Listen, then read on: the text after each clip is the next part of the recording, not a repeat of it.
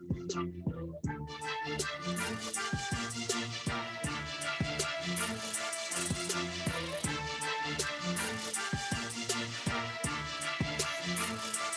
up, everybody? Yo, it's the Sports Chasers podcast coming to you live and direct. Currently, it's 8:25 out here in the east, 7:25 out here for the central folks, 6:25 for my mountain people, and 5:25 for the West Coast folks. It's the Sports Chasers podcast. This is a podcast where we come every week. When we talk about sports, we talk about it in a manner which is very opinionated, but factual and actual. No hot takes, no nonsense, nothing when it comes to none of those whack things when it comes to sports. And this week, hey, we're going to be touching on the National Football League, the draft report card, see how all the teams did, who did what, who did good, who did bad, who just didn't do whatever.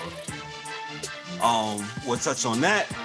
We'll talk about the Major League Baseball week in review, see how Major League Baseball is trucking on through the season. We're in the first week of May.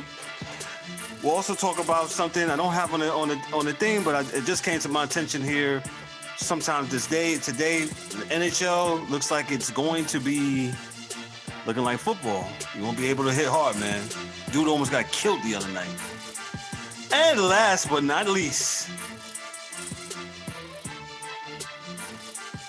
the National Basketball Association. They have a star that has a problem with the play-in game. Guess y'all can consider and know who that is. But he endorsed it last year. We'll dive into that, see what's going on. As I say that, we'll meet the crew. Going from my left to right, we'll start with Mike Mills. Mike Mills, what's up? Say what's up to the people. Greetings and salutations once again. It's your boy Mike Millie checking in. Mills Kuiper Jr. might make an appearance later, but it's regular Mills today. How y'all doing? Regular Mills today. Mike Millie in the check-in. Next is the angry one. I don't know what I'm... Anyway, there he goes. Hey, angry one. James Eric Warren is here. Say what's up. Salute. What up, Sports Chasers family? How y'all living out there? Had to bring out the Nueva York for y'all. You know what I'm saying? Shout out to the Knicks, my Knicks, making moves. We'll finish above 500 for the first time in a long time. So we'll go next with the DA, Dorian Albritton. What's up, man? Say what's up to the people. Peace, everybody. I hope everyone's doing well. Got good topics this week. I will try to do better, folks. I will try to do better. They're praying for me, so we're gonna make it happen. We are praying his strength. Yes, Lord help the church. Hard on the pimp. Last but not least, I think we should call this guy angry too, because he was fired up this week. Every time I looked at my phone, look at this. D-Dub, Daryl D-Dub Warren, say what's up to the people, man. What up? Yo, it don't stop. Every day, this guy has something to say. I'm sick of him, man. I don't know what else to do. I'm not a hater. Let's be clear. I am not a hater. But shout out to the Knicks. My Knicks is doing good. Yo, I love the way they playing, like the way they growing. Knicks fans have something to be excited about. So we're excited. We are definitely excited. D-Dub, show up your hat, man. Yo, ain't I got the fresh crispy one, man? Shout out to Baxter. What is my man Derek Baxter? Yeah. Get you his Instagram handle by the end of the show, and Mike Mills will read it out. But Derek has my man Derek has a printing T-shirt and hat company, and he made these wonderful hats, man. So yeah, he did. Hats did a good job. Shirts, man. You know the truckers ones, but we call them snapbacks, or mesh, trucker mesh, whatever you want to call them. But an outstanding job. But like I said, at the end of the show, Mike Mills will read his Instagram handle. And if you want to purchase some hats and some T-shirts, holler at my man Derek Baxter, man. He does a great job. a brother, and he's about his business, man. And that's what I like to see with people in that's about their business. They handle business as men and women. So with that said, since I'm the I guess the point guard, not guess, but I am, we're just gonna go right to topic number 3 that I said, which should have been topic number 1. And I'll read. Let me read. So this is May 3rd. This is on Monday. So this is from The Spun magazine. Andrew Holleran is the author. And he says this: LeBron James does not appear to be a fan of the NBA's play-in tournament for the final postseason spots. The Los Angeles Lakers are in danger of falling into the play-in tournament. The Lakers are currently 36-28, good for the 6th seed in the Western Conference. However, they currently hold the tiebreaker over the 7th seed, Portland Trail Blazers. It's possible the Lakers could fail into the play-in game spots with a bad finish to the regular season. LeBron is not a fan of the play-in tournament. And this is a direct quote from Mr. LeBron James. He says this: however, whoever came up with that shit needs to be fired. And I'm reading a direct quote. Hi, Mom. Yes, I cuss. LeBron said on Sunday night, right? So he says this: LeBron appears to have changed his mind on the play-in tournament. Back in 2020, the Los Angeles Lakers star was touting the idea. And this is another direct quote.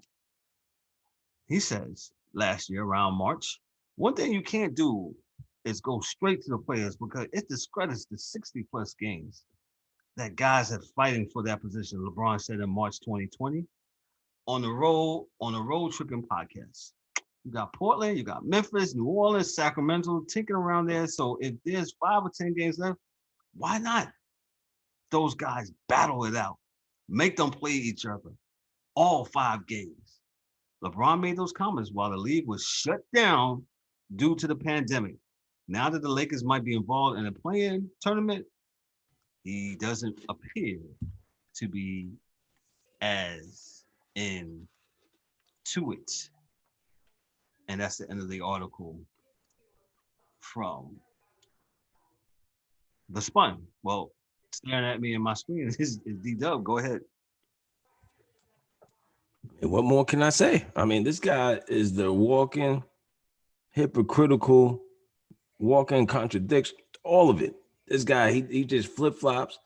He doesn't, I mean, he makes these statements.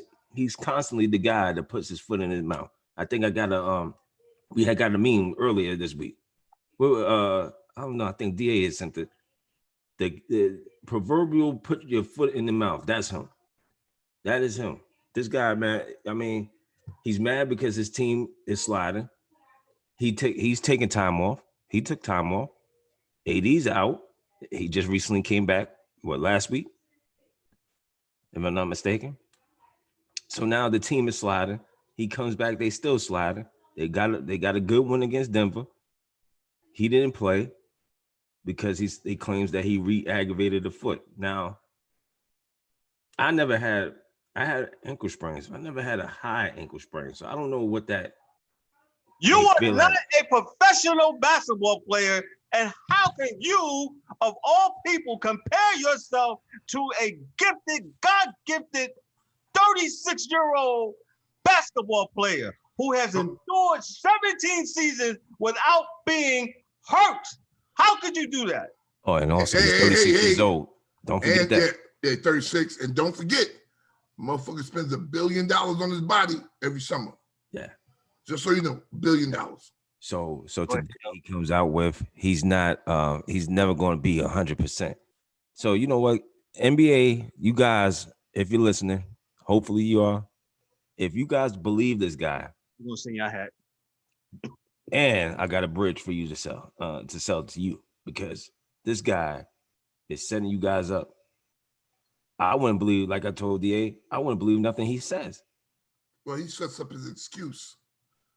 He's good. He's good. He's the evil genius. He is pinky in the brain because he sets up his excuse before it goes down. So he'll say, I may not be better again ever, which means if they lose this year, I'm good. Because he learned when he played Golden State that year, and he broke his hand punching the board on the first game. Allegedly. And then, that's what they said. And then, dude was throwing it off the backboard. He was dunking it around his back. They lose the series. They get to the interview and dudes go, so I'm saying when we out here like that and things ain't right. Yo, he was John Cena, kid. He was this all day, all night. So everybody could see his cast. Yeah. And then his hand was broke. So he said, this year, I'm not doing it that way. I'm putting it out there at front. We ain't shit. So if they win, I'm looking like a superstar. And if I lose, you expected me to lose. Now, D, I'll take 2 seconds of your time. No, you're fine. You're fine. Y'all know I'm the conspiracy aluminum foil hat dude. Wait a minute, D, because I've been labeled the hater. You're hating, and I just want you guys, because Mike Bill he's going to check in because he heard what I said earlier. I seen him earlier today, and what I said earlier today to him is about what I said today on the show. So we're gonna let him talk. But go ahead, D. Yeah, you know me, and it's real quick, man. So I try to look at steps. That's what I do in my professional life. I look at process steps, 1 through whatever. And I see when someone has a plan or a plot as to how they're going to do things. If they do it 1, 2, or 3 times, I usually can catch it because I'll see all the steps. Yo, in my line of work, that's called MO. There you go. Yes. So I told cats when AD got hurt, and these dudes can vouch for me. I'm not trying to be funny. I told everyone, I said, if dude is out for more than 3 weeks, LeBron will be hurt on the 3rd week. I said, because, and I'm not trying to be funny, he's 36 years old, and he's got to say to himself, why the fuck I'm going to do this by myself? If he's hurt, we're in 3rd place now. I'll go chill for a few months. And by the time we come back, we'll still be somewhere in the playoff race. 100%. He had this all planned out. Go ahead. So, after 3 weeks, he got hurt because he knew AD wasn't coming back. D, let me stop you right there. Let's go back to the dramatic, when he hurt his ankle, the dramatic rolling on the floor, rolling around, thriving in pain, looking like Hulk Hogan. Yeah. He definitely did the Hulk Hogan ultimate warrior thing. Yeah. And he got back up and he walked off the court. No. He played, then walked off the court. Yeah. So let's just set it up. Let's just, if he was in court, this guy was going to jail. I'm telling you. Yeah. Go ahead. D. So he from a date perspective, I said that, when AD is out, because he saw how bad the team got with AD out there. He saw how it looked. They were straight down the tubes. And then he's like, you know what? We can still make the playoffs, even if I'm not here. So now, is that before? I'm out. Is that before adding Drummond or after? All that's before Drummond. But remember, the Drummond talk was in the papers before that. They knew they was getting Drummond at some point. It was out there. That's the only guy they wanted. And Drummond can play. I got nothing against any of those guys, on the court. But the dude just, he knew he was gonna be out. Knew it. Now they mad at Drummond now, right? Yeah, well, he clogged up the middle now. Oh, okay. They knew that before LeBron came back. Yeah, that's all he do. now is Marcus Gasol, he needs to play more. Marcus Gasol be looking like a mummy out there. He moves. I heard that Monday. Mark, I was like, well, how did he come into the court? Okay, he's there, but is he gonna make or break something? So let me interject something real quick. Kyle Kuzma. Go ahead. Yeah, Kyle Kuzma. He said the team ain't together. That's what he said. Rumblings and bumblings going on in there. Let me read this. Where the hell they at? They ain't together. They go to the hotel together. They play the game together. What the fuck? Where they at? Oh, I know where they at. The nigga home. The nigga's home. Let me read something. A particular way or method of doing something, especially one that is characteristic or well established, and it reads in a sentence, in an example.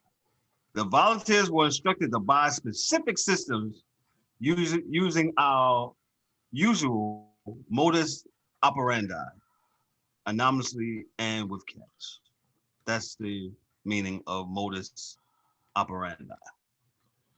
No, dudes in the league know, man. This is what I'm saying to you. So when you hear last year in the bubble, dudes had a little beef. Other players say things are toxic. This is what I'm saying to you. Like, so dude knew he was going to be out because it made no sense for him to play by himself if AD wasn't there at 36 years old. And he knew he could still make it to the playoffs. At some point, you know, he would be somewhere at the table 1 through 8. Now, in his mind, you're always hoping that you'll be 4 or 5. But you're looking at the rest of the games, he'll probably end up being 6 or 7, which puts him in place to be in the play-in tournament. I'm not a fan of the play-in tournament myself. Me neither. I think if you're 1 through 8, yeah, that's it. It's 1 through 8. Yeah, because if you're 9 or 10, you don't deserve to be there. Period. So, you know, I'm not really sure how that works. Like, even in football, college football, dudes be having a problem with putting dudes in the bowl game if you got to lose a record. You know, if you got to lose a record, you can't go to a bowl game. You was on record last summer of approving the Major League wild card playing game. What is the difference? One is baseball. It ain't right. Baseball. Wild card is it's more exciting. Yeah, it makes the game more exciting. Yeah, those games do it, and it's only teams that are very, very, very close in the standings, wins and losses. It's not like, you know, I'm there with. It's the first place team is in baseball in every division. That's correct. You have two wild card teams. Correct. Now, to get into those 2 wild card spots, those teams, at least as this process started, have not been more than 1 or 2 games apart. And you have to win your division. If you don't want no parts to win your division. Win your division. Yes, you don't have to deal with it. So that puts emphasis on what? The regular season. Yeah, exactly. Well, we've been talking the last couple of weeks that the regular season with the National Basketball Association has been cheapened to where it's becoming preseason. It's becoming exhibition games. Okay, I hate that they stopped giving division leaders the top seeds. Yeah. I hate that they stopped doing that. Like, well, yo, I won my division. It ain't my fault the rest of them in my division bad. So what? I don't care what my record is. I should get home court first round. Yeah, why are we all sitting in the same fucking pot? Right. Mm-hmm. If that's the case, they might as well go 1 through 30, and then the first 16 that make it? So be it. So, but the quietest one that's been doing this thing, and I'm so grateful that he did not black out his screen. But and I still need Mike's let Mike go first. Go ahead, Mike. All right. I didn't like the play-in game at all. I didn't like it from the idea last year. My thing was it was maybe 7 games left, 8, 9, 10 at most. Memphis had it locked for the most part. Just give it to Memphis. Like, yeah, it was bad that Dame was hurt and Portland was able to sneak in, but it was bad. Dame missed most of the season and their record was bad. But that's why basketball is a team sport. It ain't one person. Y'all supposed to hold down the fort. So I didn't like the play-in game from the beginning. But did I enjoy it last year? Sure, because the bubble was lit. I'm not gonna lie. But now you got the whole season. What do we need a play-in game for? To get Zion in. Whatever. Zion need to win some games. So then Brawny boy, he goes, I ain't like it earlier this week. Yeah, I don't think I'll ever be back to 100%. Like, bro, what was the point of that? Setting up the excuse. Set it up. That was so corny. You an athlete. We know you old. We don't care. If you never get back, you never get back to 100%. We just know where to mark that in your career, because that's why with everybody else who never made it back to 100%, we just know what the decline was. Hey, Kobe tore his Achilles. And everybody said that was it. It kind of was, but so then let's pretend that didn't happen. So it's like, all right, he said something corny. Everybody say something corny. Cool. Then here comes the playing game. It's a play. What she mean we're eligible for the playing game? It's a playing game. Whoever did that should be fired. Now at first I was like, yeah, I hate it too, LeBron. And then the article came out, and you was Mr. Double Talk. You just thought you was too good to ever be in there. And that is the lesson here, folks. Don't ever think you too good for anything. Because then you there, they deserve to be fired. Yep. So now you want to be commissioner? So whether you eating Kobe beef or he spam, hey, don't be ever too be big that you can't do neither one. That's the thing. Go ahead, Mike. Sorry. LeBron is crazy. Like, bro, you there? Deal with it. Like everybody else was about to have to deal with it. But NBA not signing with LeBron, the play-in is stupid. It's dumb. It makes no sense. Even the system of it don't make sense. Oh, if this team win this one, they in. But if this one wins that game against this one, they back in. Like, that don't make no sense. That don't make no sense.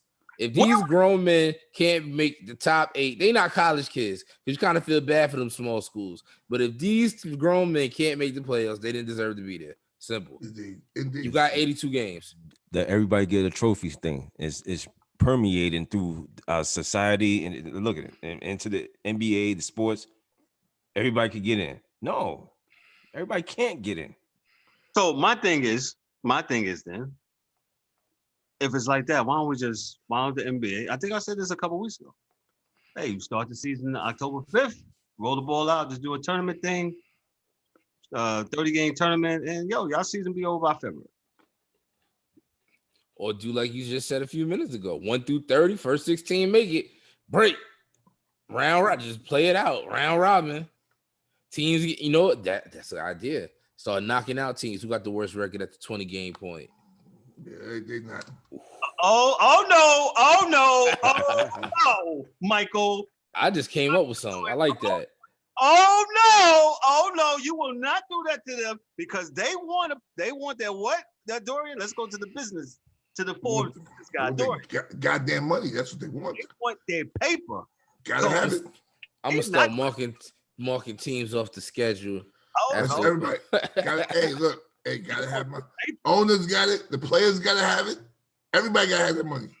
Oh. They need 82 games in that stadium to make that money.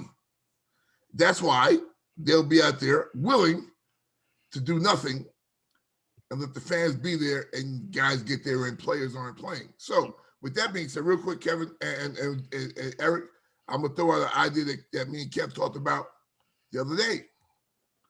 Let's do this basketball like baseball.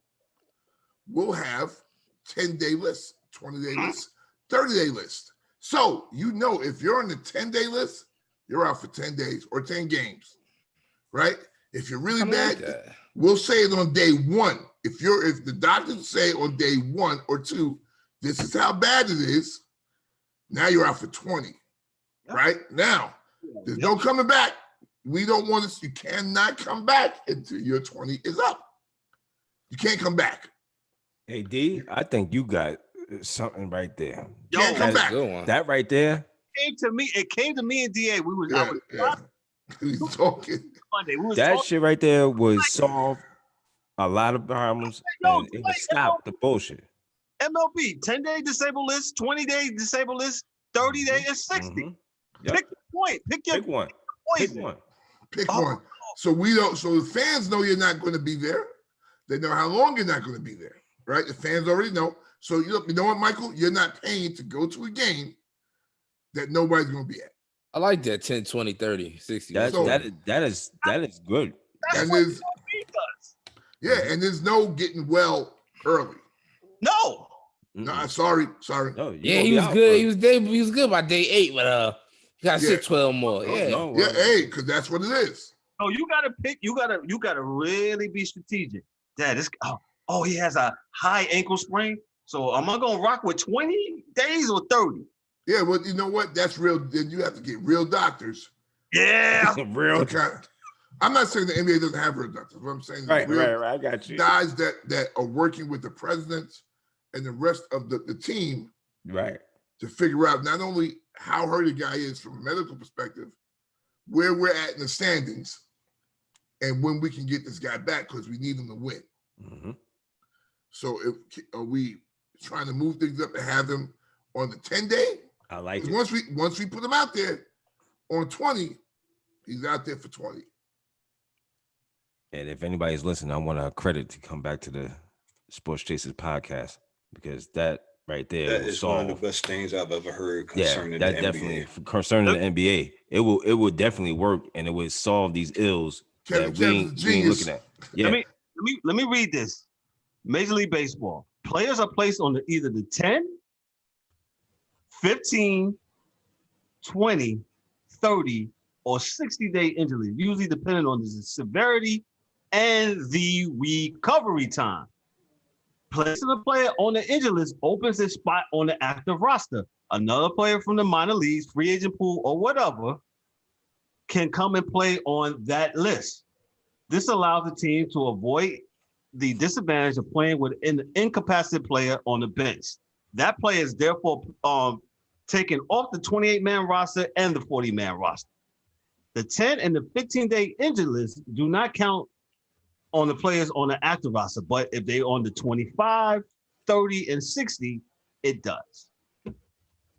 And that, with all of that, it will bring more awareness to the young dudes that's, well, not even young, because there are some vets that's down there in the G League. You can actually have a farm system and use the players that you have in your farm system. I don't think the NBA will ever get the farm system right. Well, the G League will be it. At least, you're right, Michael. At least, though, those two-way deals would really be two-way deals, right? So you can actually move to the NBA and move back down. So, and if you do well, you stay. And like I said, it just literally came to me. I was driving. I said, MLB really doesn't have an issue. Either you're well to play or you're not. You're legitimately not well to play. And 10. So let's take for instance Mike's man DeGrom last night. I was mad that he got scratched last night. I couldn't watch him pitch. So what is he, Mike? He's day to day, right? Yeah. Now after a while, they be like, all right, DeGrom, what we gonna do? So per the contract, the Mets have to absolutely put DeGrom on something. We're gonna put him on a 10-day. We're gonna and let me go. I'll have to go back and read it. But after a few business days, they have to decide to put him on whatever kind of injured list. Mm-hmm. So rock 10, 15, 20, 30, 60. Or he's just going to be player inactive for the regular season because he's hurt that severe. So the Mets said he's day to day. What was his injury again? You muted, D. Something with his hip tightness. Hold on, let me. D, you're muted, sir.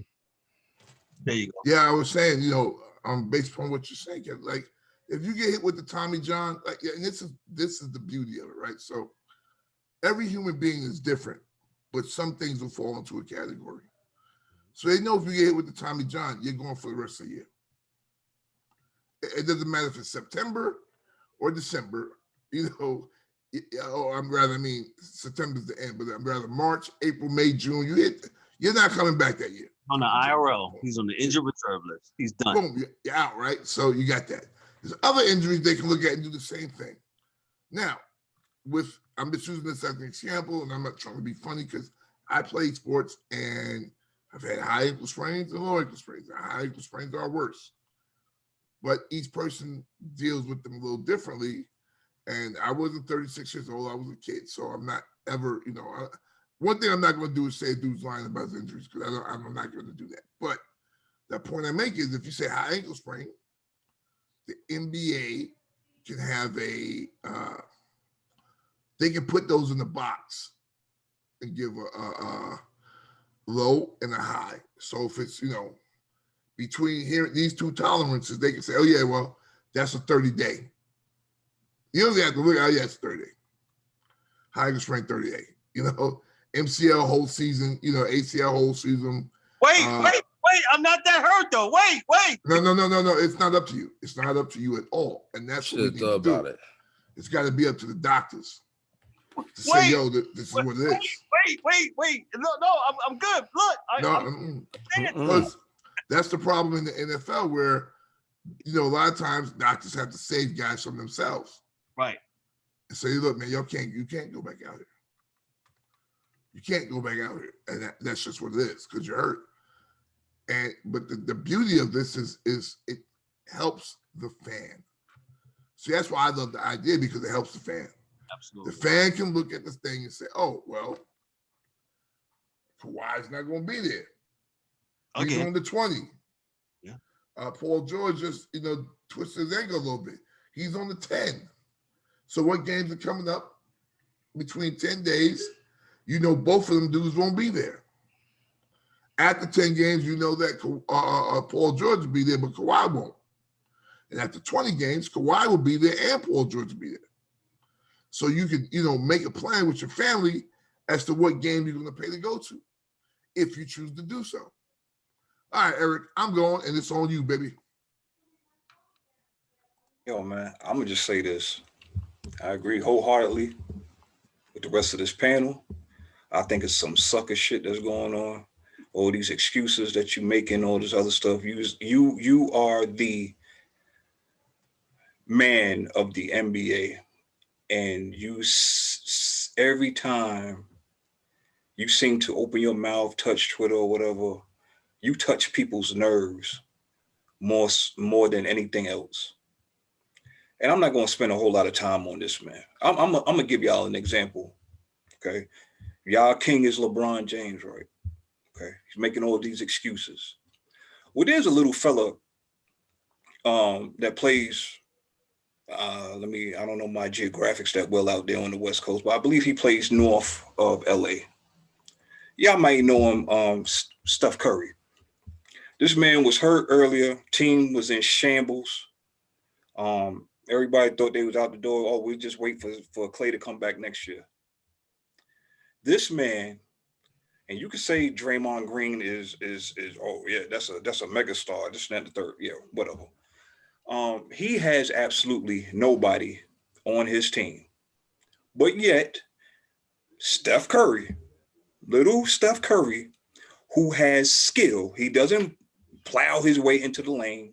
He doesn't get superstar calls like some people. He goes out there and he plays, and he wills his team to win. Let's look at it, folks. The Golden State Warriors, look at the standings. They are 33-33. Who would have thought it? Who would have thought it? He doesn't make no excuses. And oh, by the way, he loves the playing game because it gives him and his team a chance to be in the playoffs. And he's looking forward to it. He's salivating at it. And guess what? I'm a New York Knicks fan and I'm rooting for him. Because that is what a superstar is supposed to handle themselves, in my opinion, of course. Floor yours, D. Thank you, James. Let me read one more thing, and then we're gonna push off. Hold on, one more, Kev. I got one more point. And with the whole injury reserve thing, that's a great idea. Also, I'm thinking, remember, there's only 3 divisions, right? In the NBA. So like in each conference. In each conference, right? So you got the Atlantic, you got the Central and Southeast in the East. So once you just take the first 3, the winners of your division, you get home court. And then so that's 3 teams, and then the rest of your what? Other rounds out. They used to do it and they changed it. Remember? they changed it. I I forgot. thought so. I'm like, what are we doing? You should. What is the point of having divisions? That's why it doesn't mean nothing no more. Right. So it's like Kev said, what it used to be was the conference winners. I mean, the division winners. The fourth best record will get that fourth seed, and then everybody else will fill out. Yep. That's what happened. They changed it. And now it's just a round robin or best, what you call it. And as DA always say, they don't care anymore, and that is why we sit out. We sit whine on the sidelines. We're acting. We're hurt. Oh, here's another thing. We're hurt, right? We're supposed to be injured, but if somebody makes some great, fabulous play, they're falling all over each other. And in the words of Mike Mills, yo, y'all dudes look real corny, man. Real corny. Real. I remember Michael Jeffrey in a bad suit with his leg on a chair for a whole year. Didn't jump up, didn't do none of that. He just sat there for a whole year with a leg on a chair because he had a broken foot. Period. I'm done. We're gonna end it right there. This was a very good spirited session segment. I really appreciate the guys' passion. There was some difference of opinions and stuff like that, but I'll say this. I'll give my opinion. I some people might label me a LeBron James hater, and I've said that before. I'm not. I think the guy's a phenomenal basketball player. I just think that he sometimes lack awareness, and I'm a big self-awareness guy. Whether you're the billionaire in the room or whether you're the guy that mops the floor, man, I think everybody needs to read the room and read it correctly, and know when to be quiet and know when to speak. That's just my thing. If you do that, I think you can get along in life pretty good. And with that said, we're going to move along to what we was talking about earlier, Major League Baseball. Major League Baseball is trucking right along. I'll start with Michael first. Mike, he was giving you an update on Jacob deGrom. Looks like it's currently the Mets and the Cardinals is 0-0 in the second inning, top of 2. Mike, what's up with your Mets? Yo, they fired my man Chili Davis. Yeah, man. The hitting coach, man. Yo, Mike, what? Yo, he deserved it. He deserved it. Mike is hard, baby. They couldn't hit. Mike is hard. They couldn't throw cabbage. They couldn't throw a cabbage into the dirt. They couldn't hit anything. They was terrible. They couldn't hit nothing. They couldn't hit a golf ball in the ocean. They couldn't hit anything. And now they talking about, yeah, we're going to go to the analytics approach. They're going to hit worse. Like, what is wrong with them? They cannot hit the ball. The pitching only gave up. They've had a couple bad games. But even if you're, like I said before, if your starting pitcher only give up 3 runs, you should be able to win that game. If they only 3 or less, you should be able. Once they start hitting 4 or 5, understand it's hard. But 3 games, that's it. The Mets are horrible. They can't hit anything. Well, and it's starting to catch up to them. As you said, the Mets are currently in 3rd place, 1 game behind the Phillies. The Mets are 11-13. The Phillies are 15-15. The Nationals are in 2nd place at 12-13. They're half a game out of the National League East. Mike, our division is horrible. Yeah, I thought the Braves were going to be better, but they're right there with the Marlins. They're 13-16. The Marlins are 12-16. Mike, you said about deGrom. You said it's day to day. He's coming back. What's the deal with him? Little hip tightness, nothing major. I'd rather you take this precaution. You sit out. You still got 5 days rest in between outings. You be all right. And then we had a postponement, so it's a double header. So yeah, I might have a shorter day. Okay. All right. So he'll be all right. He'll be back to throwing that heat. Gotcha.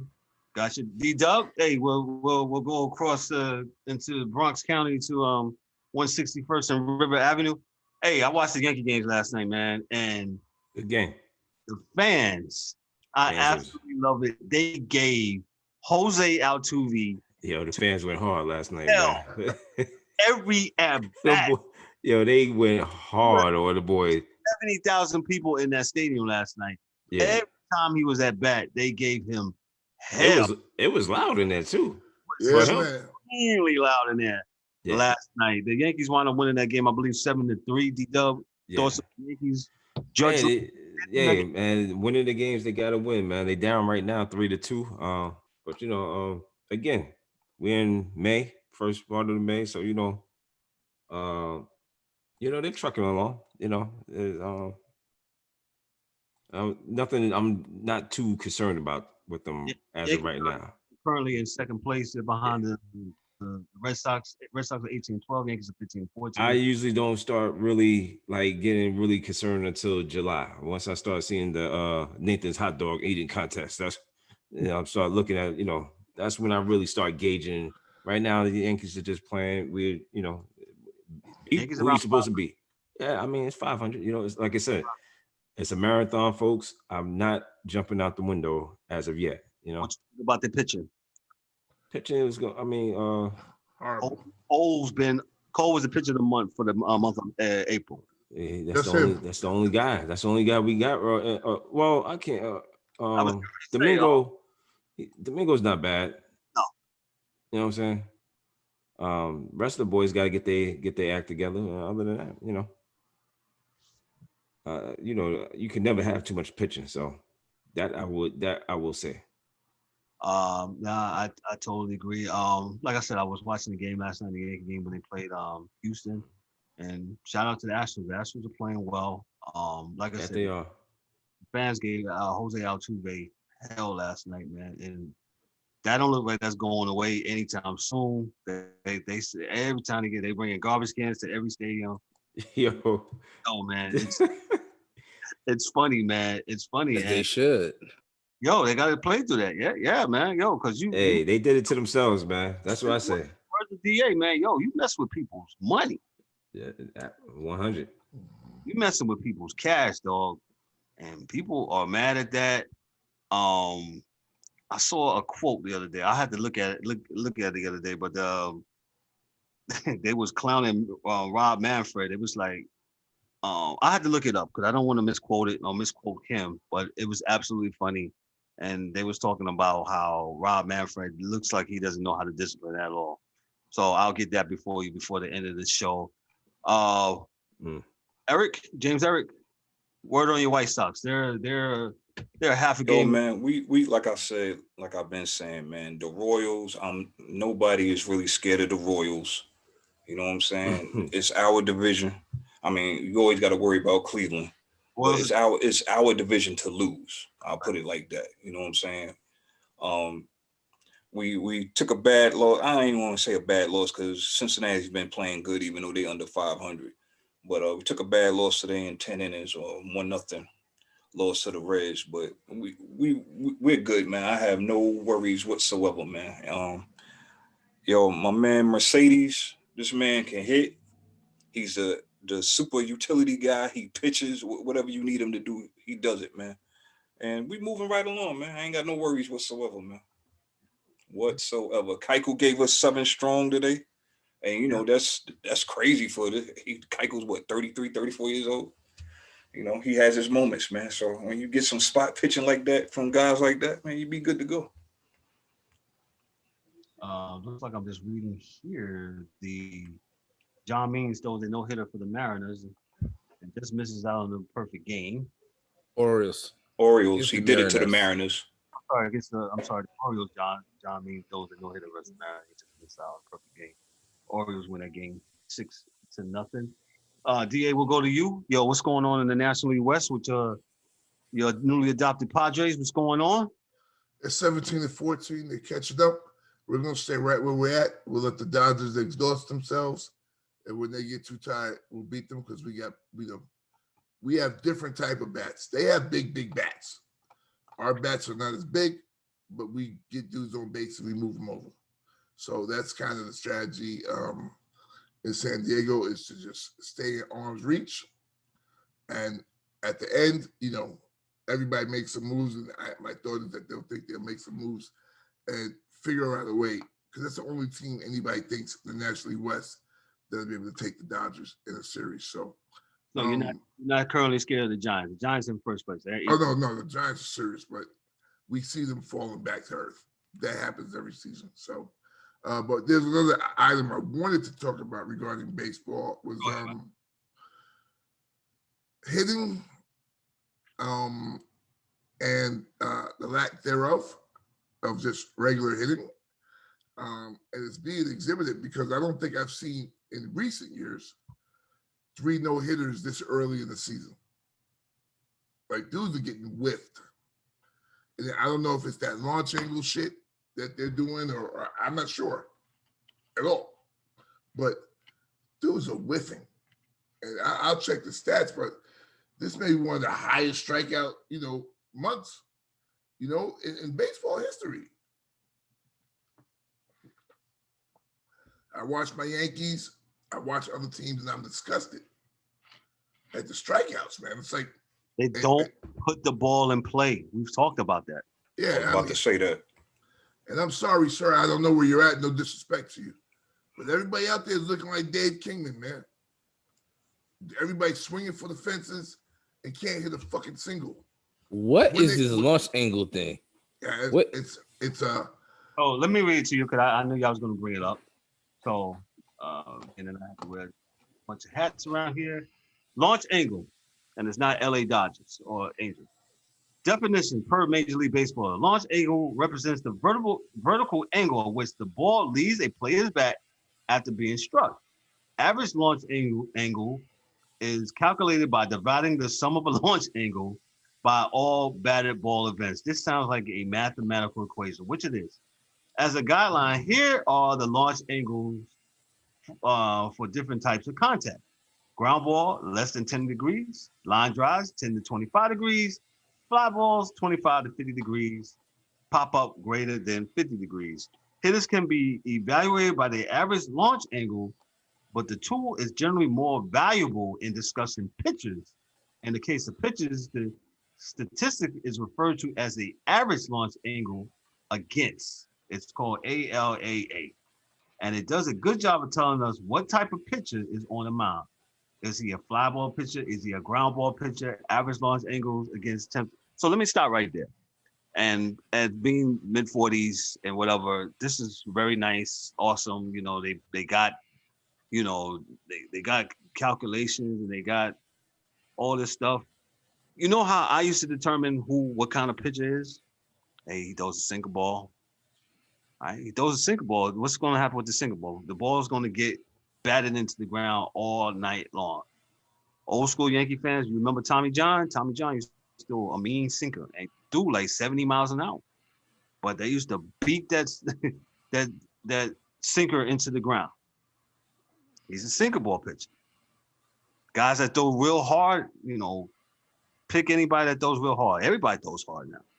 Some of those guys are going to, you're going to get a bunch of, your outfielder's going to be busy. But guys that, throw, sinkers and slurs and stuff of that nature, your infield's going to be busy. So let me continue on because I think this is really fascinating, I guess. I've really never looked at it, I guess, because I'm not that's why Chili Davis is no longer the Mets hitting coach because he didn't calculate launch angles, Michael.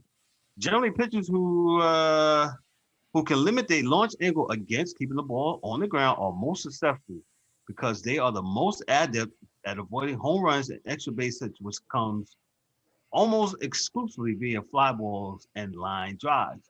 Average launch angles tell us about the tendencies of hitters too. With a high average launch angle, including a fly ball hitter, and a low average launch angle indicating a ground ball hitter, on average, fly ball hitters generally driving more runs than ground ball hitters. I feel like hold on, let me get my screen back up. I feel like they're reinventing the wheel. I feel like, what are we doing? Seems like they want more home runs. So because the higher the launch angle, the more you'll get pop-ups and home runs. So you said 15 degrees, according to what I'm looking at, because I had to look this up, how to calculate launch angles. 15 degrees is the lower the launch angle, the more ground balls you get. The higher it is where you get balls flying out the park. So apparently it seems like they want more. And I hate that. I hate that narrative that a sports, a hierarchy is saying, "Yo, do this because we want to see more home runs." we want to do this, so we want to see that, rather than the league saying we just want to see good baseball. Because me, I'm like, yo, don't you want to see more Rod Carews? Career 334 batting average. Put the ball in play, baby. Put the ball in play. Mm-hmm. Tony Gwynn, guys that just hit what was there. And I'm not telling you to be a slap hitter, right? Because no, that's not what we're saying. That is not what we're saying. Nope. That's a bad term. I was a slap hitter because I put it everywhere somebody wasn't. I wasn't looking to put it out the park. If that happened, then it happened. But for the most part, you hit to the field. But these guys are the league is ridiculous. And you remember, it's like the streets, man. If the league is co-signing it, that's what it is. Mm-hmm. You selling the home run, B. You don't have no contest at the All-Star game for hitting singles. It's a home run derby. It's not the hitting singles derby. Mm-hmm. It's not the doubles derby. It ain't the stolen base challenge. It's not the bunt challenge. It's the home run derby, Kev. Which, by the way, that's another lost art, stealing bases. Oh, yeah, 100. Nobody doesn't get on. And nobody's stealing bases. Only team I've seen that does that is James Eric's newly adopted White Sox. Well, that's because, Kev, you got another thing is, if you got the athletic ability, if you ain't got speed, you're not going to steal no bases. Well, not only that, D, if you don't have the manager that boasts and talk about this, and as far as his team goes, you know what I'm saying? This is not part of his schematic, so to speak, and you're not going to see it regardless. Mm-hmm. And that's true too. That's right, because DA killed Tony La Russa. Where is he now? The White Sox are right there. Where is DA? I want to hear from DA. Hey, don't worry. Don't worry. La Russa will use the N-word inappropriately within the next 5 months. Guarantee it. Guaranteeing you that. So that's all right. Sometimes you gotta just let things percolate. Hey, what the hell is that in music in the dugout? But all jokes aside, man. So you like you said, you had the White Sox, and like Eric said, you had the person. Eric and Daryl said, you got the personnel to do it, and you got this old school. La Russa is what, 77 years old. La Russa has been around a very long time. So, and that's what you do. So, and then hold on, DA. Let me make this point. So then I wake up Monday, and the Mets fired Chili Davis. Chili Davis was a perennial 300 hitter his whole career. So you mean to tell me he doesn't have what it needs or takes to make the Mets hit? And I have my things about hitting coaches. Hitting the coaches, I don't think. I mean, yeah, they add some value to whatchamacallit, but I don't think it makes or break a team. Charlie Lau was the Yankees hitting coach for years, and the Yankees sometimes were great, and sometimes the Yankees stink. It depends on who's the hitting coach. Mike, who's the hitting coach now for the Mets? Who is it now? Is it you? Mike, you're muted. $5. That's my thing, so I charge y'all $5. But some guy who was the farm director, I don't even know his name. Some guy, some cat. Okay. Shout out to him. Hopefully you make them hit, but you got a tough job ahead of you, boy. I will say this too, just because you was a 300, 315 career hitter, that don't make you a great hitting coach. If you don't know how to teach, that's going to be out the window anyway. Some guys have it and some guys don't. That's a good point, Eric. I stand to be correct. You're absolutely right. Yeah, just because you, just because you are, if you're not a good teacher, doesn't mean absolutely nothing. I mean, I'm gonna throw this point out there because I think I said this last week too. Everybody, if you remember Giancarlo Stanton, when he was still in Miami, that man he was swinging and missing like Dave Kingman, just like what DA said. Lo and behold, here comes Barry Bonds as the hitting coach. This man, I'm not saying that he's a perfect hitter now, but he has more awareness at the plate and it shows. More discipline for the most part, more so than what he had before.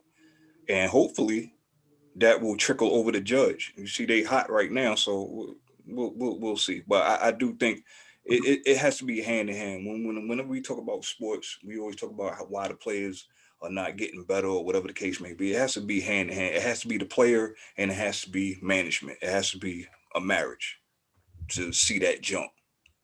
So just wanted to say that. Gotcha. It's a very interesting topic, DA. Thank you for broaching that topic. Yeah, MLB got a problem. They got to put the ball in play. Too many people are trying to hit home runs. Nobody does hit and run anymore. Yeah, the hit and run is obsolete. Nobody gets on base. They don't run base. They don't run the movies over. Yeah. I'm gonna say this real quick, just like how I said about the NBA many times. Where the coaches, where the managers, like you said, everything is launch angles and all this other stuff. Yo, man, sometimes you don't need a home run when you got a guy on second and you swinging and missing. How about you lay that bunt down first so to make sure the man gets on third if it's less than, say 1 out.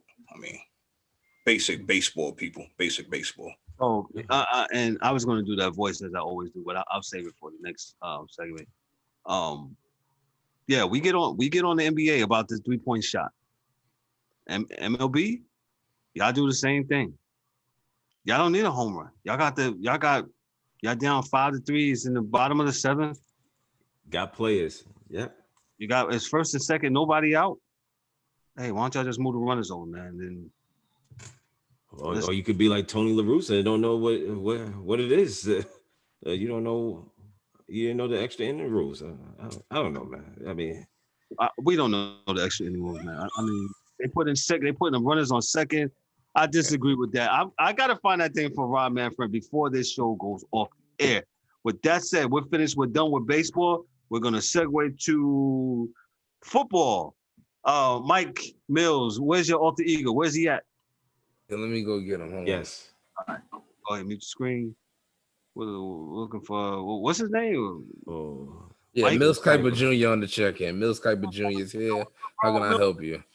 Hey man, what's going on, man? Yo, we're in our football segment. The NFL just completed their NFL draft, excuse me. And hey, what's your thoughts? Who did what? Who's got the best report card? Who did terrible? Well, I think did terrible. Let's talk about them Steelers. Why would you draft a running back in the first round when you have nobody blocking for you? What in the world is wrong with them? Let's start there. Terrible. You know who draft I surprisingly enjoyed? The Jets. I surprisingly enjoyed the Jets. The Jets did some nice moves. They traded up without giving up too much. They got some good pieces. They doing for Wilson what they never did for Donald, which is crazy because I think Donald's better than Wilson. That's neither here nor there. My Ravens kind of had me scratching my head a couple times. I'll say we was among the middle of the pack teams when it came to the draft. I didn't like that drafting a outside linebacker with no sacks, but hey, what do I know? Analytics, right? Shout out to the Giants. Shout out to the Giants for robbing the Bears blind. You are not supposed to rob people, especially blind people, and they took them for a ride. There is no way I'm giving up 2 first-round picks to move up 10 spots. They did. Thank you, Bears. I thought they got jacked. I thought we ski masked. They got robbed. I said, are they crazy? What in the world was that? Made no sense. I don't know how I feel about that wide receiver y'all took, but you know, I think they had a Kadarius. Yeah, I don't know. I kind of like. They say They say he's kind of like Waddle. You know, same type of like style. what's his name more. I like the kid the Jets got in the second round. Elijah Moore, the one that fell. Moore. Yeah. He fell far. He fell real far. Yeah. Who else had an interesting draft? Tennessee. I didn't like Tennessee's draft too much. Felt like they took a lot of reaches. Philly made one good pick, and then they started effing up after that. So it was a couple good drafts. Philly, you take the offensive lineman with the bad legs when Tevin Jenkins was sitting there. Like, come on. Tevin Jenkins was there. Yeah, correct. Because I thought we was going to take him, but then we took Owe. So I'm like, all right, I mean, we do need a linebacker, and we usually good at getting mid-round linemen. But Tevin Jenkins was sitting there. So if you needed a tackle going into the second round, you missed out. Yeah. Because he was there for a while. And I'm gonna get to DA real quick. What do you think about his Niners taking the quarterback? I think the Niners did exactly what he said they was going to do, because he said that they was hiding it, and they did really well hiding something in the information era. Because like there was I didn't see Mac Jones as a number 3. If they would have took Fields at 3, I could see that way more than I could see Mac Jones at 3. But shout out to them. I mean, if they keep Jimmy G for a year, I mean, even though we know it's only so much the dude could learn from Jimmy G, but it give him time to learn the system. So if they could get him right, then this was an excellent pick.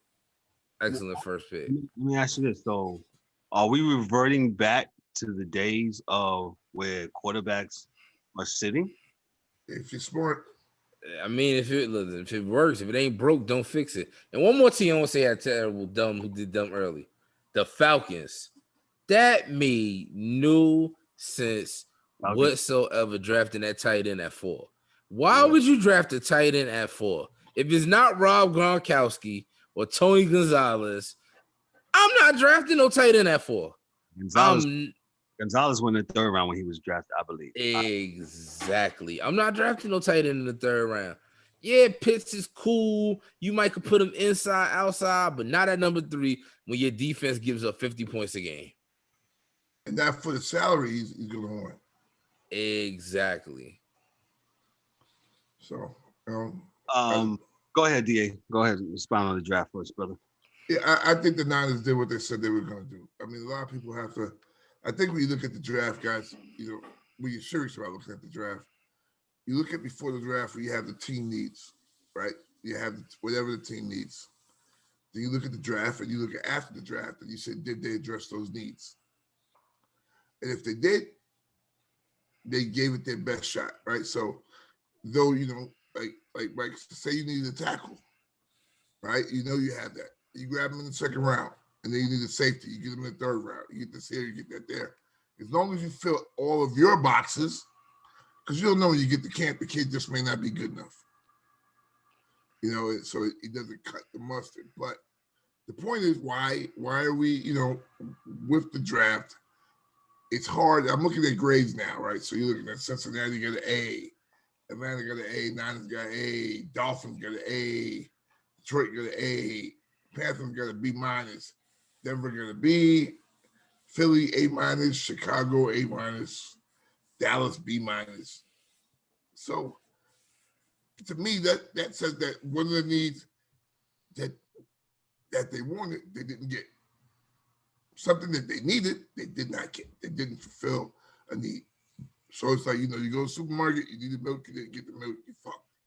Right? So that's kind of where we're at with the draft. So it's kind of you wait and see. I mean, I like the draft. I'm not that into it because when dudes go to camp, there's like 200 dudes there. So it's dudes that weren't drafted at all in camp. And for some players, they want that so they can choose the team that they go to camp for based on the needs of that team. So everybody's a little smarter. So these grades, I'm not saying they don't matter. All I'm saying is that I'm seeing what they're based on. Because it's basically based on, what you need. So you get graded on if Mike needed these 5 items in the supermarket, and he went to the supermarket and only got 3, that ain't good, Mike. That's not good. You forgot the milk. Yeah, you got to get the 5 items that your team needs. Period. And if you shout out do to the that, Panthers, they had a good draft. Then you're good to go. So I I look at the grades and I'm like, well, they got what they needed. Now we don't know if the kid, it's like, okay, so I'll give you an example. Dude with Dallas, Jalen Smith. They drafted him. They gave him a year off, to get better. But the reality is, if you look at it, he's a good player, but he's not the player that they thought he would be. So you never know. You never know where it's going to land. So, I mean, for me, I've seen it land good and bad with the Niners. So, Trey Lance, I think, is a good kid, I guess. I don't know. I got my own rules for myself on football, and he doesn't pass them. So, the reality is, I'm kind of thinking we may end up with the Darryl Warren 10-year curse for maybe not getting the right quarterback. But we'll see, because we're going to play defense, and we're going to run the ball. And if he can watch Jimmy G, and I don't know how good that'll be watching Jimmy G, but if he gets better, then next year he plays. But I don't want him to play now. Not a bit. Not a bit. Not a bit. So that's my take on the draft in totality. So James Eric, go ahead on the draft. What's your thoughts on some of the draft? My only thing is, I'm glad that Mac Jones did not go in the top 5 because, I don't. Again, we touched on that dude last week. I think he'll be a good fit in New England, depending if Belichick coaches that long to see if he comes to fruition at all. But man, I talk a lot of smack about my team, the Arizona Cardinals, and wanting to get a bona fide cornerback for the last 8 years now, whatever.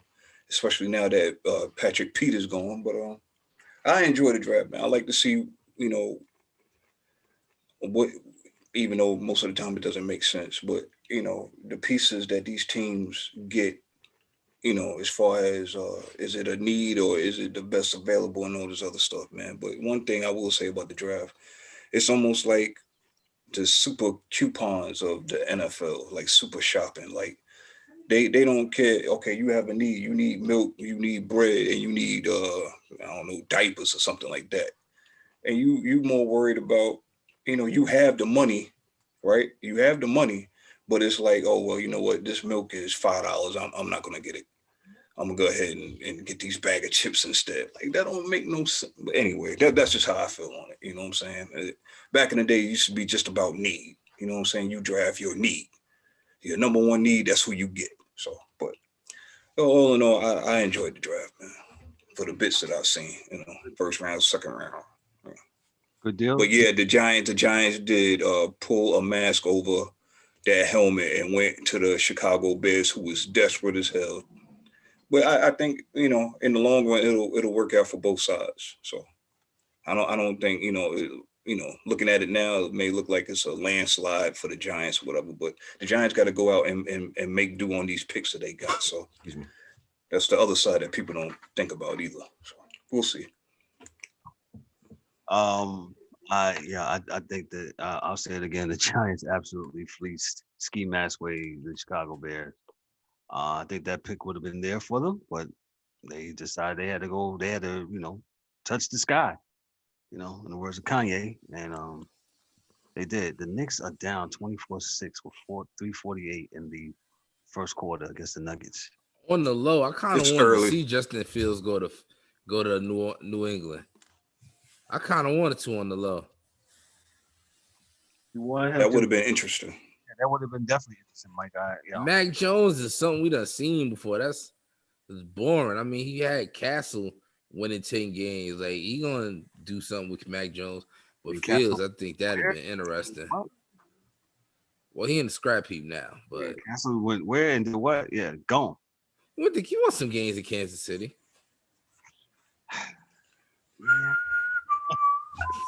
Yeah, gone.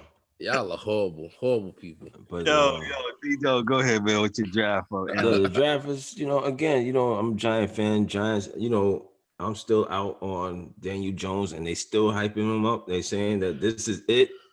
3rd year's the charm. They got him the weapons.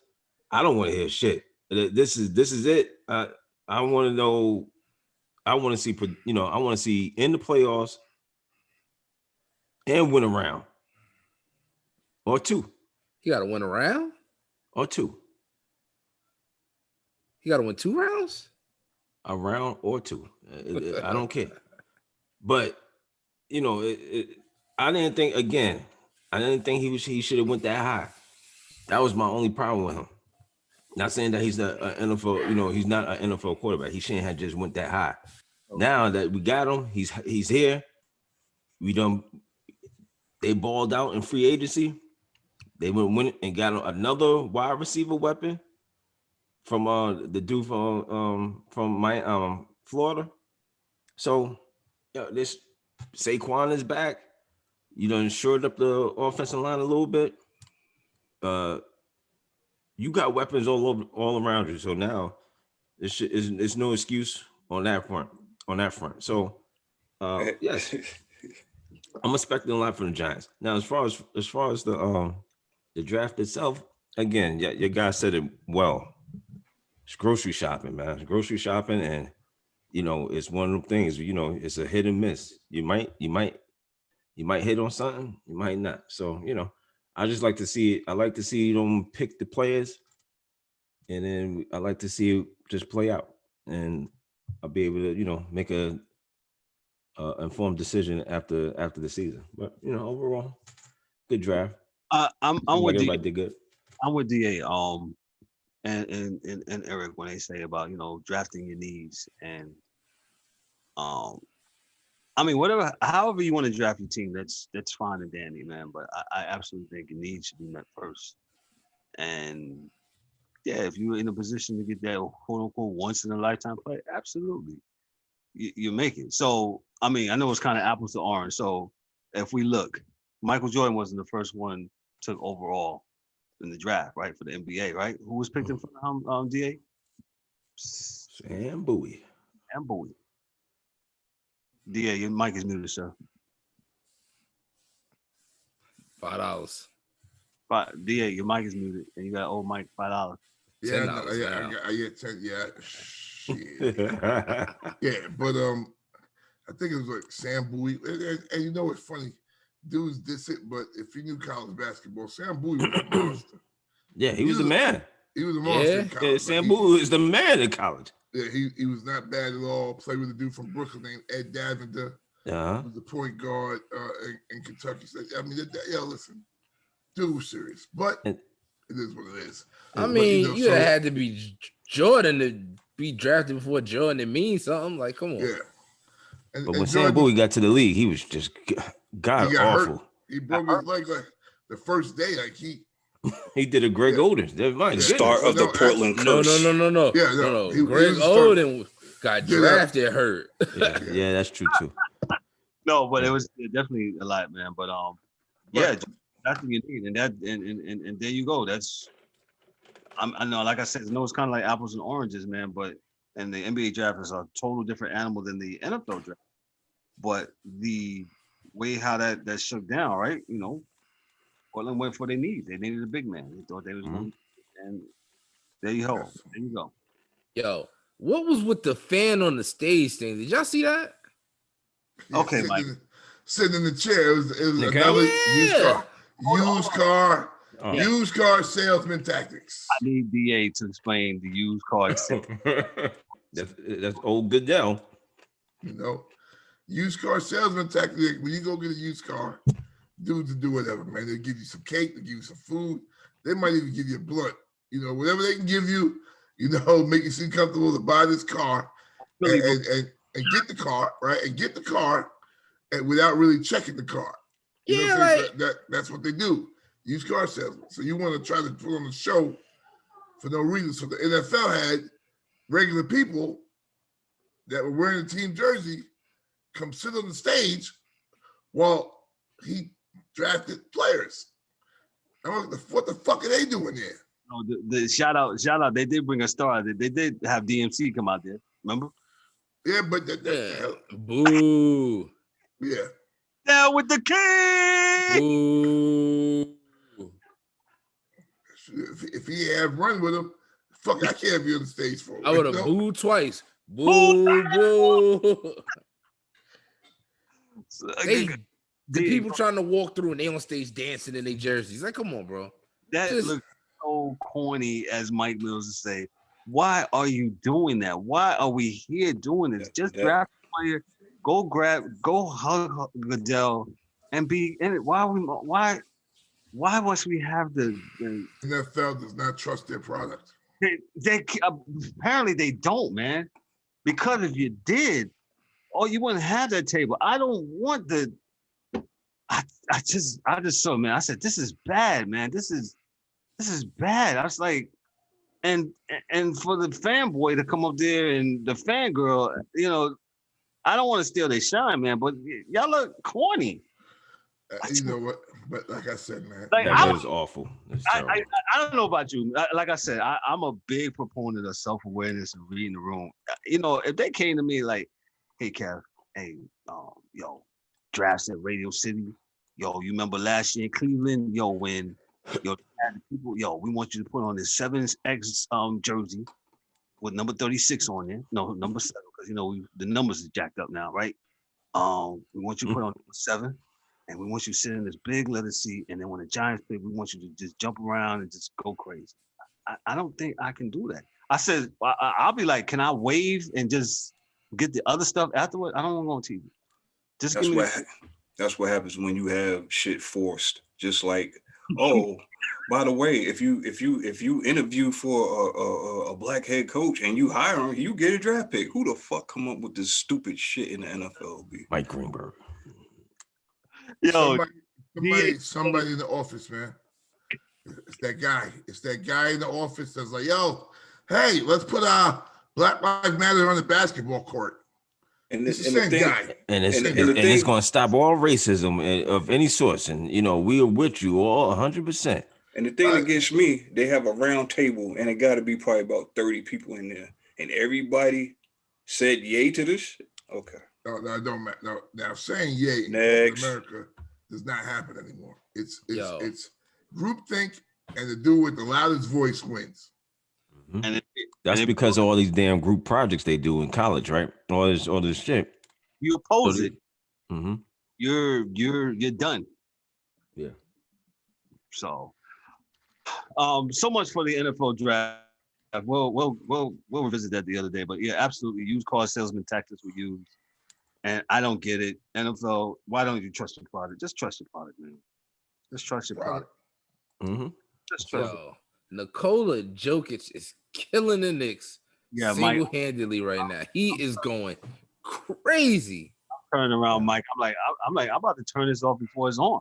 He's doing spins and cartwheels down the court and doing hook shots at the end. Yeah, well, I know we did the NBA, and I said it earlier that these next 4 games for the Knicks is very difficult. Like I said, they got Denver, Phoenix, the Lakers, and the Clippers. So, again, if we could win half in the next 6 games, if they could win half of those, they could get 3 out of the 6, that would be great. Which it's doable.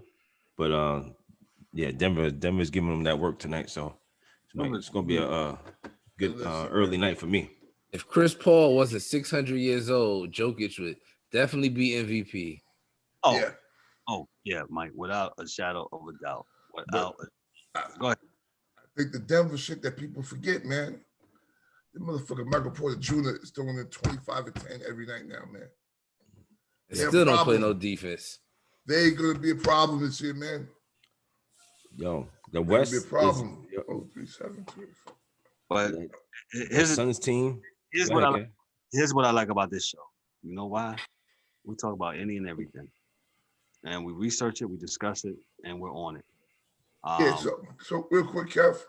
All right. Let me jump into this hockey shit real quick, right? So hold on, other day, dude with the Capitals. Hold on, damn near killed my man, right? So,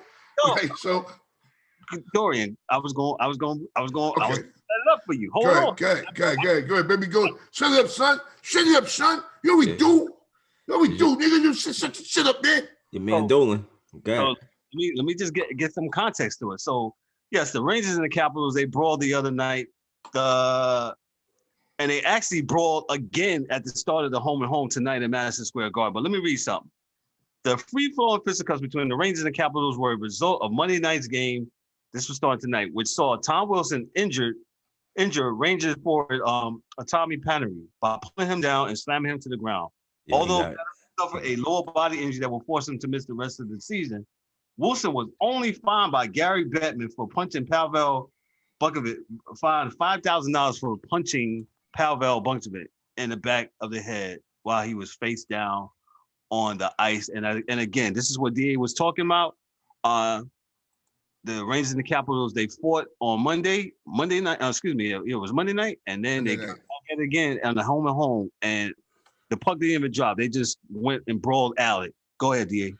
Yeah. Now, first, okay. So the brawl like tonight reminds me of an old Detroit Red Wings Chicago game where like the game just starts and dudes drop their gloves and go fight based on the last game. But you're like, you know what? Yeah, we're not even gonna act like we're here to play hockey tonight. Yeah. It's on and popping. I mean, it's on and popping, and you like even the goalies, they left the net. Like, let's go do this, right? So that shit on Monday was crazy, though, dog. He slammed dude into the ice. To the ice. And punched him in the back of the head. Now, I've always had this issue with hockey. I've always said this. How come police call? Why do they let them fight? Because like in basketball, if you get off the bench, you out for like 3 years. You know, you're fined, you're out for 3 years.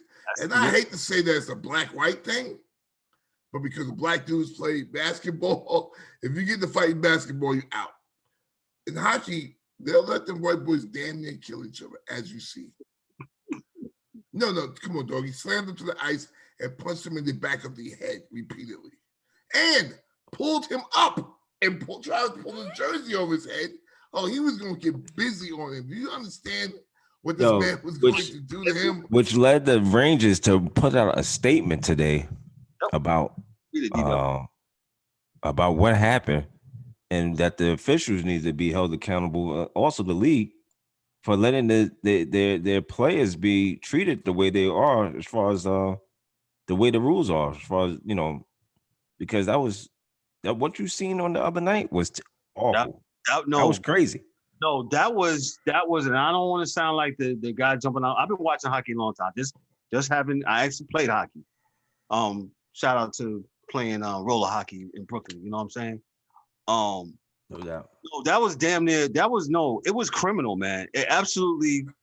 I'm shocked they didn't call the police, man, because what he did was absolutely a assault and battery, man. That was pretty bad. That was the worst I've seen. Probably. I mean, there's been probably other incidents, but I can remember that one was pretty bad the other night. Well, I remember them actually. It was a stick foul, and a dude tried to chop a dude in the face with a stick. Yeah, that was pretty bad. They actually called the cops for that. They called the cops for that. That one they called the cops for because it was like, wow, they need more PJ Subans. Dudes wouldn't do that, man.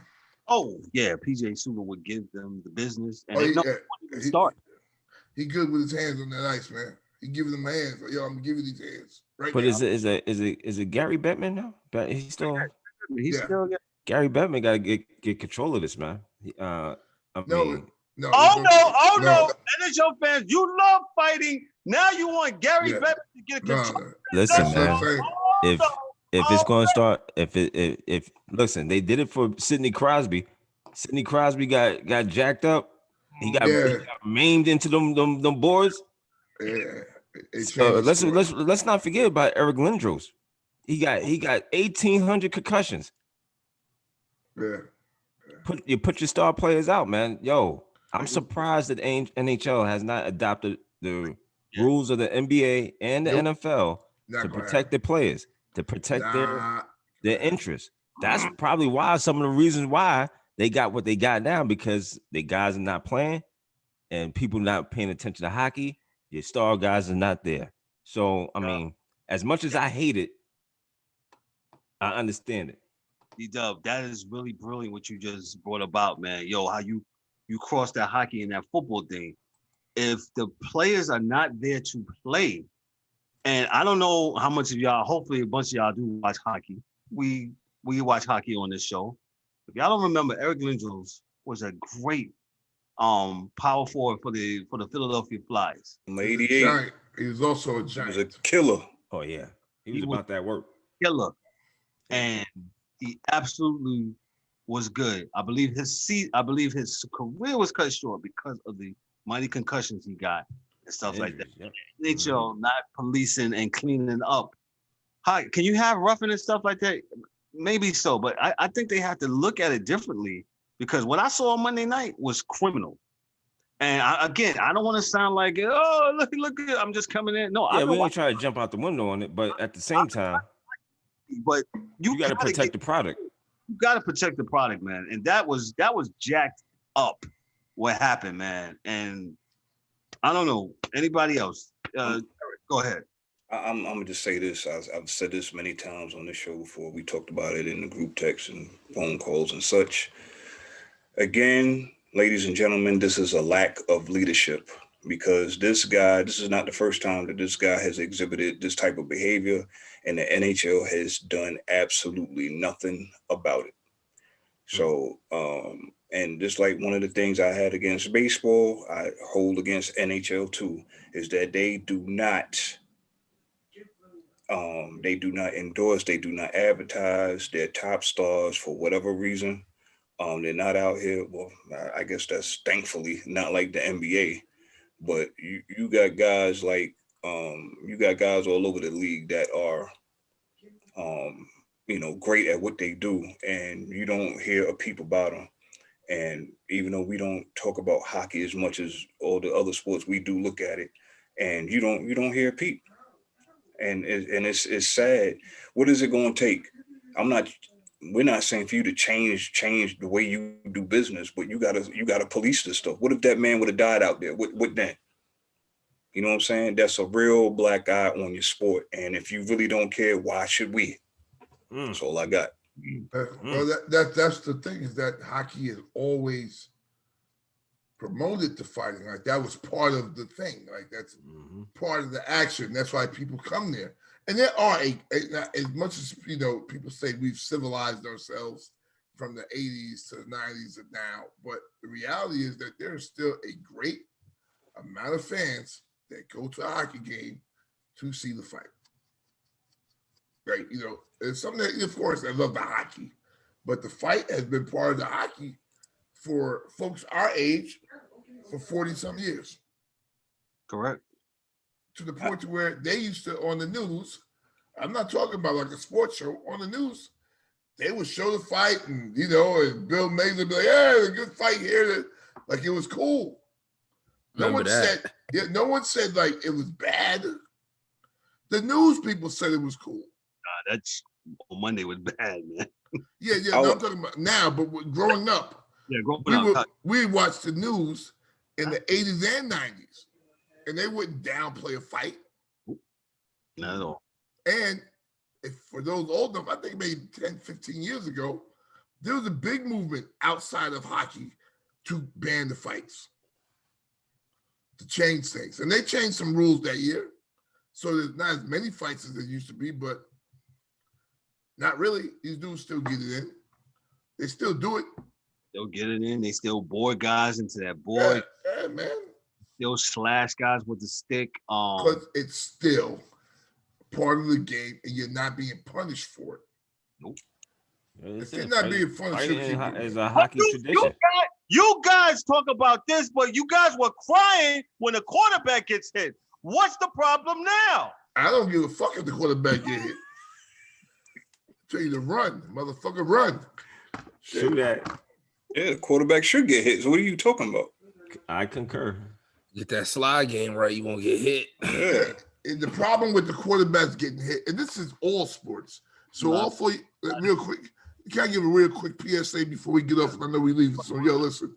This is the God's PSA, man.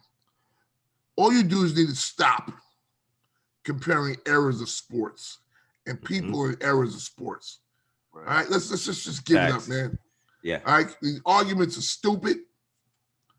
The LeBron, Jordan shit, the Tom Brady, Joe Montana shit. DA, I seen what you did there, bro. I just want you to know that. You said LeBron and then you cough like he chokes. Yeah, I saw what you did there. That's some old rapidy rap stuff right there. Bars. Hip hop, Tom Brady and Joe Montana, the guys playing Sidney Crosby and Brian Trottier. Doug, listen, if the games are different, they're playing different sports, and you can't compare them. I'm sorry, as much as you would like to put numbers up, no. Can't do numbers are only a piece of the story. All right? Because if you were hand checking and, having, like we saw it back growing up, things that guys get thrown out the game for now were just fouls. They weren't even flagrant fouls. They were just fouls. And remember, guys, we're from New York. They had a team with Charles Oakley, Xavier McDaniels, and what's the God bless him? Mason. Yeah, Anthony Mason. So the point is that you can't compare Mike and LeBron because LeBron doesn't get fouled. And, he flops. He's able to run through the lane like nobody's and he flops. And there's a lot of players that do it. So, I'm not just saying LeBron. Yeah. I tell my son all the time, I say, listen, I know Steph Curry is the greatest shooter that everybody says they've ever seen. And you have all these numbers and so forth and so on. Two things we got to remember. The three-point shot didn't hit the NBA till like 84, 85, right? So if you think Michael Jordan or Larry Bird or this one or that one had grown up since they were kids playing their little AAU back in the 70s and were shooting three-point shots at that point in time, how good they would have been if they got to the NBA with the three-point shot already there. These guys had to adjust to a shot that did not exist their whole high school and college careers. It's a little hard to do, so you got to give guys credit. The fouling was different, hand checking, blah, blah, blah. I'm not saying one is better than the other. I'm just saying it was different. So why do we compare dudes that play a different game? It's not fair to them, any of them. The numbers that you talk about don't matter. They do not matter. So for the older dudes in baseball, before they dropped the mound, the numbers were different in baseball from pitching and hitting everything else before they dropped the pitcher's mound. It was much, it was horrible for hitters. It was like the pitchers are standing on top of a building throwing the ball at you. Mm-hmm. So it's different, man. They're different games, different stuff going on in every sport. I heard Joe Montana say on the low, oh yeah, Tom Brady's the greatest, but they can't hit those guys. I saw them break Joe Montana's back. All right. No, I saw Jim Burt come through the middle, hit Joe Montana in the chest, and break his back. There was no foul call. There was not even a flag. It was a sack. Number 3. Won that game. All right, so let's stop comparing these guys, man, because it makes no sense. And it's never going to be the same. Give dudes their time for their generation, and there's no way that you can compare these dudes because they played a different game. And I guess I say it's because the arguments are getting stupid now. Yeah, because I just can't give somebody just all the props because you played in the league since you was 5 years old. I mean, I guess you should have every record if you know what I'm saying. Well, I told the guy, I told Joel, I was on the thing and I told the dude, because I'm a Knicks fan, so they were talking about Melo, and I'm a Melo fan, and all I said to a dude was, yo, when Melo was with Denver, he used to give the league the business. The dude goes back in the chat and said, not LeBron. I said, okay, fuck you. And Mike Mills. He used to cook Braun. I don't know why they acting like that. He used to cook when he was with Denver. Melo cooked everybody. He's dunking on dude. It's crazy. But that was before. So okay, that was like when they came in the league, 2003, 2004, right? I wasn't saying he was better than LeBron. I just saying he cooked the league.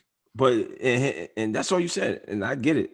But remember, so you have Melo then, but then the game changed for Melo, and in midst of him, you know what I'm saying? Like the league changed. Yeah, his game, you know what I'm saying? And so it was no more. But to your point, all you said was he was cooking, getting busy.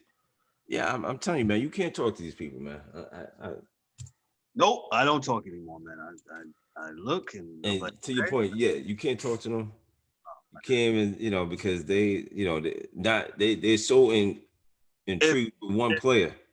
If you're, and I'm gonna say this, and we're gonna get out of here. If you only reference one point of view, and you don't go out and so I'll just say, for instance, when I got my master's degree, and anybody in college knows that when you're doing papers and anything like that, you have to do what, DA? You have to cite sources. Reference. Your work. Right? Cite your sources. You can't just cite one source, right? Right? What did they tell you? Numero uno in writing papers. Yeah, if you do one, that's almost plagiarism. If you do multiple sources. Yeah. No. Let me get on with this Wikipedia. So if you just do Wikipedia, first of all, they can't. You won't even. Yeah. Yeah, they won't take that. They won't even take it. Yeah. Because they're running through that plagiarism machine joint. Oh, dude, you got this do whatchamacallit. And that's what I'm saying. All we asking you on here, and as you can see, we all don't agree with each other. We really don't. We think differently, but I like the word DA always use. Yo, get your quantitative facts together. That means that you have to absolutely cite other sources. You can't wake up in the morning every Monday through Friday and watch the same dude on the same network and give you the same insight. And not talking about anybody, whatever case may be, I just think you need to broaden your horizon. You're talking about everybody. Everybody. Yeah, it's the best for you to do. That's great to do. And just you just when that one person, whatever he says is the gospel. Nah, I disagree. Nope. Not gonna be able to do it. Oh. With that said, we're near the end of our show. Mike Mills, where can we be found at? We went a little bit over tonight, but go ahead, Mike. We can be found at Sports Chasers Podcast. Anywhere you're looking, on Instagram, on Twitter. I didn't even realize we changed our Twitter handle. See how much I know. But we can be found at Sports Chasers Podcast. On Twitter, which is just at sports_chasers. SoundCloud Sports Chasers Podcast. YouTube Sports Chasers Podcast.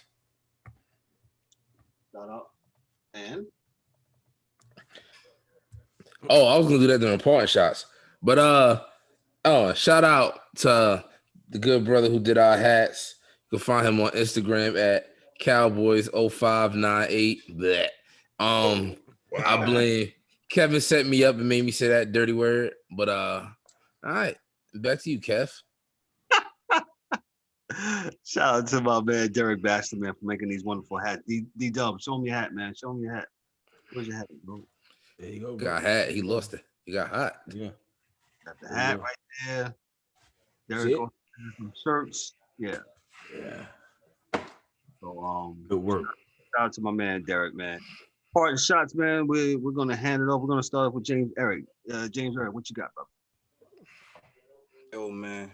Well, I ain't nothing too deep, but it's still gonna be deep, man. Yo, man. People learn to agree to disagree. It's not that serious, man. Everybody ain't gotta agree with you. You ain't gotta go to war because somebody doesn't agree with your opinion, man. It's okay, man. It's okay. Life is too short.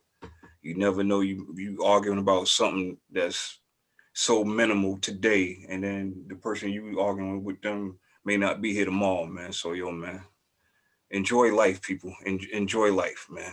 When you get a little bit of peace, go ahead and buy you some peace. When you can't buy peace, go ahead and get you some peace, and I guarantee you, once you get it, you never want to let that go, man. So, man, everybody treat your fellow man, woman, and child with respect, man. Look out for everybody, man.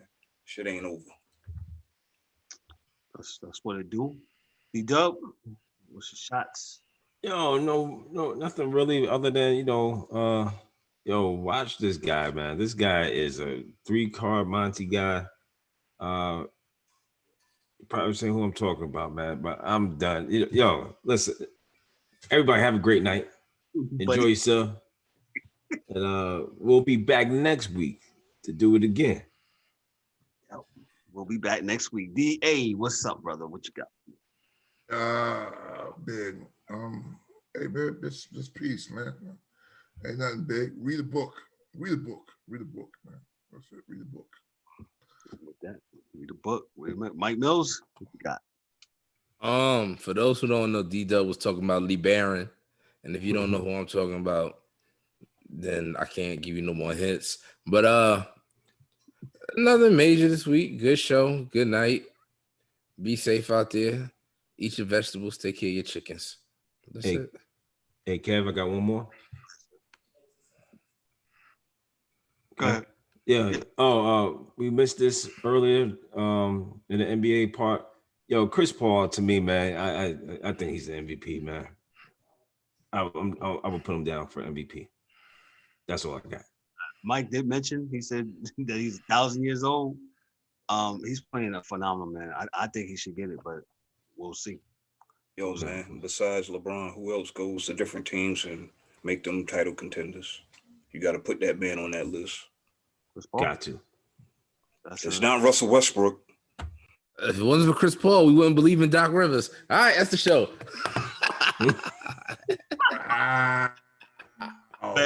Man, my part is shot. I got everybody in, right? Nobody gonna be mad at me this week. Everybody got it in. Yeah. My part is shot. I really don't have anything, man. Just man, good to one another. Don't mess nobody over. Hey, forgive. Live a good life. And always remember karma, man. She never loses, man. Never seen her lose, man. So treat your fellow people right, man. That's all I got, man. That's how I try to live. So, with that said, happy Cinco de Mayo. Happy Cinco de Mayo Day. Yes, happy Cinco de Mayo, man. Go out there and get your Cinco de Mayo on if you haven't already. You got a couple more hours in. That's it, man. But man, I sure do miss Floyd Mayweather wearing them hats on Cinco de Mayo and tearing. Oh, go ahead, man. That's you mean in blocking? All right. You know what? This is the Sports Chasers.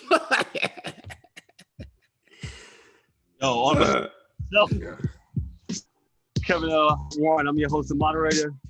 Dorian, D.A. Albritton, Peace. Warren, Mike Mills, and Daryl D. Warren. This is the Sports Chasers podcast, man. We out of here. God be blessed. See y'all next week.